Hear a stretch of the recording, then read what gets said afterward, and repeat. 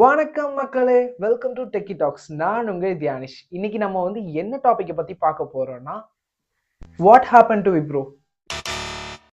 விப்ரோக்கு என்னதான் ஆச்சு அப்படிதானே யோசிக்கிறீங்க? விப்ரோக்கெல்லாம் ஒன்றும் ஆகலைங்க. விப்ரோ வந்து நியூ அப்டேட்டா வந்து ஒரு சில விஷயம்லாம் கொடுத்துருக்காங்க. அதாவது வந்து 2025ல பிளானிங் டு ஹையர் 10,000 to 12,000 பீப்புள்ஸை வந்து ஹையர் பண்ணலான்னு சொல்லியிருக்காங்க. அது மட்டும் இல்லாமல் வந்து கேம்பஸ் பிளேஸ்மெண்ட்ல ஆன் கேம்பஸும் சரி ஆஃப் கேம்பஸும் சரி பண்ணலான்னு சொல்லிட்டு முடிவு பண்ணியிருக்காங்க நம்ம விப்ரோ. ஜாப் வேகன்சிங்கிறது வந்து 2025ல அதிகமாக வந்துகிட்டு இருக்கு. அது மட்டும் இல்லாமல் டெக்னிக்கல் ஓரியன்டாக வந்து ஸ்கில்ஸ் வச்சிருக்கவங்க சீக்கிரமாக வந்து ஆஃபர் லெட்டரையும் வந்து வாங்கிக்கிறாங்கன்னு சொல்லிட்டு கேள்விப்பட்டிருந்தோம். ஸோ இதில் இன்னொரு குட் நியூஸ் என்னன்னு கேட்டிங்கன்னா, ஃப்ரெஷர் கேண்டிடேட்டுக்கு பார்த்தீங்கன்னா வந்து விப்ரோ வந்து ஜாப் வேகன்சி வந்து ப்ரொவைட் பண்ணலான்னு முடிவு பண்ணியிருக்காங்க.